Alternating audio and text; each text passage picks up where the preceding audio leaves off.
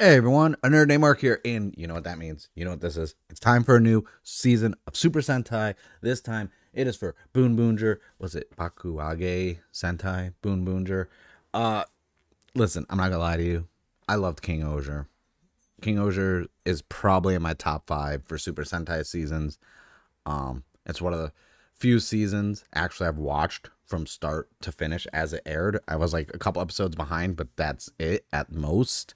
Whereas other seasons since Zenkaiser, I've taken breaks. But Boonboomger, like, I know there's always like a hype with like the first episode drops. Don't get me wrong. I was completely hyped up watching it. But then when I watched it a second time, because I watched it late, I was like, this is a really strong showing. And I think because of that green screen room and all the CG they used with KingOhger, this to me was such a refreshing start, you know, on location filming. Yes, there was a lot of CG with the Rainbow Road driving area, which I still really enjoyed. Um, I'm not gonna do play by play. That's not really how I review anymore with shows. I just want to like talk about them, about the episode, what I enjoyed, where I think things are going. Um, I don't think I've seen I haven't watched a lot of Super Sentai, don't get me wrong, but I'm intrigued on a season where it starts with just three of our heroes. Um, I like the puns of the names. So our Boon Red is what, Tire Hondo, and then we have our Blue who is Ishiri Mita, and then we have Pink who is Mira. I think that's pretty cool, like mirror, tire, meter, stuff like that. Um, I'm in that vast majority when we got the very bad scans and leaks and stuff like that, where I was like, these helmets. I always did like the suits themselves. I do like that they're just kind of material, not a lot going on, so it's not overcomplicated. It's not overly shiny because I like the plastic and everything else that's on it. Um, and I really enjoyed our main character, Taya. I really like that. Like in the beginning, I was like, oh, he's a delivery guy.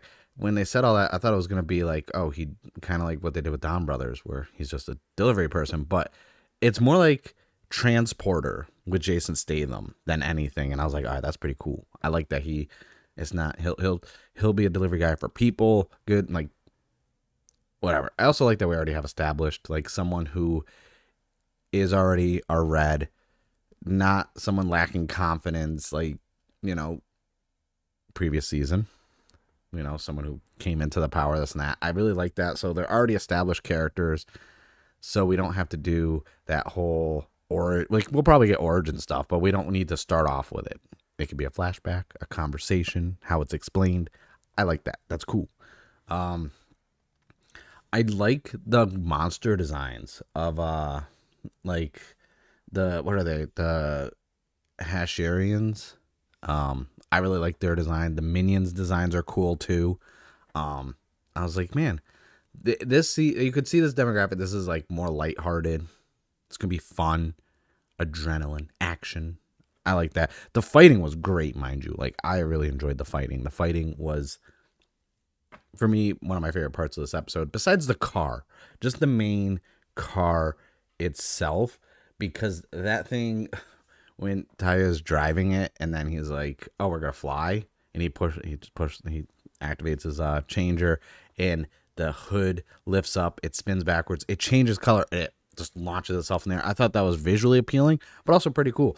I like cars, by the way, so this is gonna be a very appealing season to me. Um, there's my own complaint is if they're gonna do that driving area with all the cars where it's all very flashy, that kind of hurt my eyes a little bit. But I do think that it was just a very extended scene because it was the first episode. I do feel like going into the transformation of the Robo and everything else, I feel like like that could probably be cut down. But like I said, it's the beginning of the episode. You need first handful of episodes, so you need the full visuals, you need the full sequences. So I'm not really mad at it. I also think it's pretty cool that they're driving in this area, you know, and we have the enemy vehicle and they're kind of, you know, Mario Kart stuff. It's dropping bombs behind it. They're bumping into it, pushing it up against the wall. Like, I think all this stuff's really cool.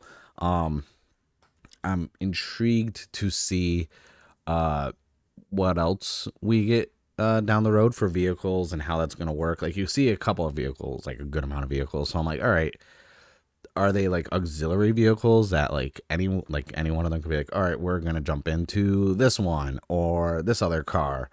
So I'm curious how that's going to work. But like I said, it's the first episode. I'm not going to go into speculations and future tripping on like what we're going to possibly get. You know what I mean? Not yet anyways. I'll wait until like I'm 10 episodes in to start really speculating. So I don't really look deep into like production stuff and this and that. I know, who is it? I always forget. I'm really bad with their names. So they have the robot, which is like what, Bundario, and I want more of that character on my screen. I really do. They're really entertaining. I'm really bad with names. I think it's Rika, and I'm bad with the last name that does the voice of that, who did the Japanese voice for Ash from Pokemon, and is going to do the outro song. There's a certain like excitement when, you know, Mira decides she wants to be a pink and help them out. Basically, well, she didn't decide she wanted pink. She ended up being pink. She's just like, I want to help. And Taya's just like, okay. I think it's a great introduction.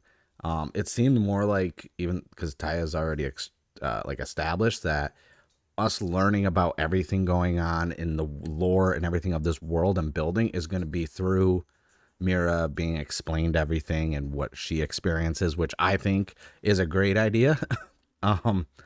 And, you know, even from a personalized standpoint, our Blue, we didn't really get too much from him other than a transformation and fighting. I think that I'm working on a lot of stuff right now. I think Meta, was it Ishiro? I think him being like stern and kind of like by the books is what I'm getting a feeling of. Because, you know, he's just like, you need to hide. I'm going to get you out of here. And she's like, I want to fight. I want to help.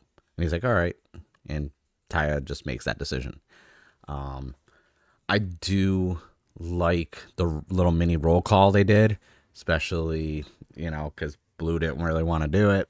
And he's like, are we really going to do this? It's like, yes, we are. A lot of good things. It had a robo battle. Like, I'm a sucker for Suitmation. There wasn't really any like full CG too bad with it. I'm just like, man. And I think earlier scans and everything of the robo didn't look great. I did a video when I talked about the candy toys coming out when they announced all those. I was like, this looks cool in candy toy form. Now seeing it in motion and this and that, I think it's awesome. The sword weapon is a screwdriver. Like, that was actually really cool. I didn't realize that at first in any of the toys until I just saw the actual episode. I do believe this is probably going to be, it's a strong start. It really is. I'm curious to learn more about these alien invaders. I'm curious to learn more about Taya because he seems like very confident. He's obviously rich because there's a whole entire scene where, you know, when he picks up Mira, he basically transporting her from a wedding that she didn't want to be really a part of to bring her to her boyfriend who's at the airport so they can escape. And I assume she was getting married to like a crime member of a crime family. They didn't say directly, but it was very implied based off of dialogue and characteristics. So I'm really curious to learn more about Taya and how he has this facility where this, you know, basically this robot car that's talking to him and help and is from, where they get the powers from, the aliens. There's a lot of questions I have, and I'm actually really excited to learn about all this while watching the show. I didn't want to do a long review. Like I said, I'm not going to do a big breakdown. I'm actually really busy right now. I just ended my little mini vacation at Final Fantasy VII Rebirth, so I really don't, and I'm back at work, so I don't really have a lot of time to do some, you know, put some clips in. I will be doing that when I have more time for my future video reviews. This one, my goal for this show is I'm going to try and review every episode. I didn't get to do that with KingOhger because of time constraints. even Good Chard right now. I haven't really, reviewed every episode. I like kind of doing them in batches. This one, though, I'm definitely going to review it week to week. I'm really enjoying it. The downside with this is I really want the changer, but I know they're probably going to do a Memorial Edition. So it's like, do I buy the changer now? Because I already pre-ordered, and I'm going to get the Yudos and the Boon Robo Mini Pla. I really want the changer. So I might buy the DX changer and then, get the Memorial one down the road, because it's not an expensive changer. But that's it. Let me know in the comments below what you guys thought of the first episode of Boonboomger. Are you hooked? I know it's great to see all the people who are very skeptical or didn't like it with all the preview stuff we got in the leaks, and then when the first episode drops, all the people now are really excited for it and hyped for it. So I think that's really cool that I don't think it's well received. I don't think there's a lot of negativity on social media right now for people's opinion of the show, which is great. Like I said, the helmets grew on me before the show started and after the press conference. And then also a good friend who's been on the podcast, Stickosaurus, he actually 3D printed and made all the helmets, and they looked amazing. And I was like, man, these actually are some pretty good freaking helmets. So that being said, that's it. I thank you guys for watching. Like I said, let me know in the comments below what you think. Don't forget to subscribe. I got some other content coming soon, and I also started streaming live on Twitch, going over Yokai Watch on the Switch, and I'm going to be doing some other Toku stuff over there as well. And I still will be doing lives on YouTube. I'm just working on some thumbnails for those and restructuring what I want to do. So I thank you guys for watching, and I'll see you guys in the next video.